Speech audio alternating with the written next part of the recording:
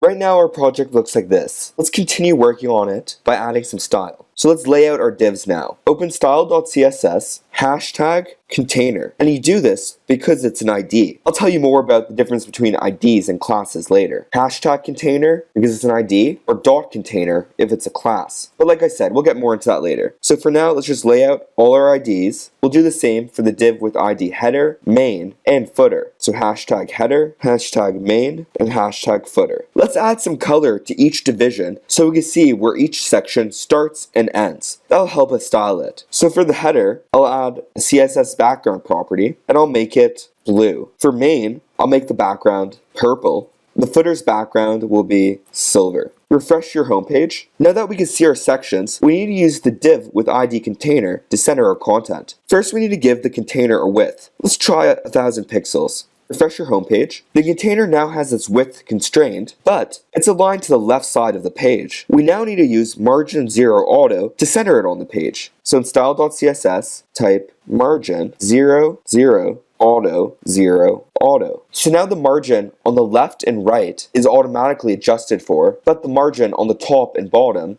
is kept to 0. Let's add some padding to these other divisions just to make them stand out a little more. Copy line 15 and paste it on line 20 and 25. Save style.css, refresh your homepage. Great, now the header, main, and footer divisions stand out a little more. We're now going to add a sidebar. Open index.html and between the div with ID main and the div footer on line 34, add another div and close it. And this div will have an ID equal to sidebar. I'm going to add a list that will end up being our blog archives. Add an h3 tag to div sidebar and close it, and I'll just have this header 3 tag say sidebar. Then I'll add an unordered list and close that, and inside that unordered list I'll add some list items and make sure I close the list item. And these will just be blog post dates. So I added some content to the sidebar. I added an h3 tag that said sidebar, and I also added an unordered list with some list items. This will look like a blog archive. An unordered list gives you a bulleted list of items. Save index.html, refresh your homepage. We now have this sidebar. I want this sidebar to be on the right side of the page, so let's start working on that.